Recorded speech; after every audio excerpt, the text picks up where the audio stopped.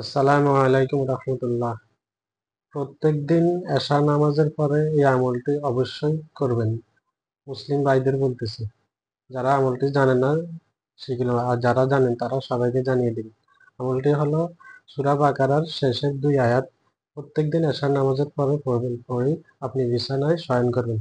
আয়াত দুটি হলো আমানার রাসূলু বিমা উনজিলা ইলাইহি মির রাব্বিহি ওয়াল মুমিনুনা কুল্লুন আমানা বিল্লাহি ওয়া মালাইকাতিহি ওয়া কুতুবিহি ওয়া রুসুলিহি লা নুফাররিকু বাইনা আহাদিন মির রুসুলিহি ওয়া ক্বালু সামি'না ওয়া আতা'না গুফরানাকা রাব্বানা ওয়া ইলাইকাল মাসির।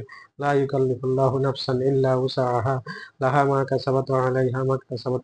ربنا لا تؤاخذنا إن نسينا أو أخطأنا ربنا ولا تحمل علينا إصرا كما حملته على الذين من قبلنا ربنا ولا تحملنا ما لا طاقة لنا به واعف عنا واغفر لنا وارحمنا أنت مولانا فانصرنا على القوم الكافرين। এই দুইটি আয়াত পড়লে ইনশাআল্লাহ এই দুইটি আয়াত আপনার জন্য যথেষ্ট হবে। শেয়ার শেয়ার করে জানিয়ে দিন সবাইকে। কেউ যদি দুইটি আয়াত না বুঝেন, সূরা বাকারা খুলবেন, প্রথমে খুলে সূরা বাকারার শেষে দুইটি আয়াত কোরআন শরীফ থেকে বের করে মুখস্থ করে নিন। আসসালামু আলাইকুম।